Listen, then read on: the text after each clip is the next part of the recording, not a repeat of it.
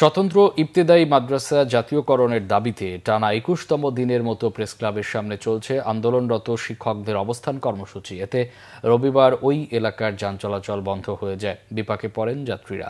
সকাল থেকেই প্রেসক্লাবের সামনে জড়ো হন ইবতেদায়ী শিক্ষকরা। পরে প্রেসক্লাব থেকে যাত্রা করেন যমুনার দিকে। সাথে সাথেই পড়েন পুলিশের বাধায়। বন্ধ হয়ে যায় প্রেসক্লাব থেকে হাইকোর্টমুখী যান চলাচল। আন্দোলনকারীরা বলছেন, দাবি পূরণ না হওয়া পর্যন্ত রাজপথ ছাড়বেন না তারা। শান্তিপূর্ণ কর্মসূচিতে পুলিশ বাধা দেয়, আইনশৃঙ্খলা বাহিনীর সমালোচনা করেন তারা। গত ১৩ অক্টোবর থেকে প্রেসক্লাবের সামনে চলছে এই অবস্থান কর্মসূচি।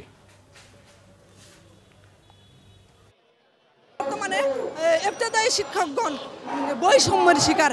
শুধু বৈষম্য বললে হবে না, মহা বৈষম্যের শিকার হচ্ছে এই ইবতেদায়ী শিক্ষকরা। যতক্ষণ পর্যন্ত জাতীয়করণ বাস্তবায়ন না হবে ততক্ষণ পর্যন্ত আমরা বাড়ি যাব না। আমরা বারবার প্রতারণার শিকার হয়েছি।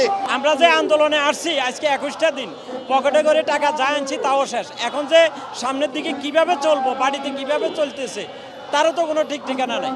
সরকার আমাদের সাথে কেন বৈষম্য শুরু করছে?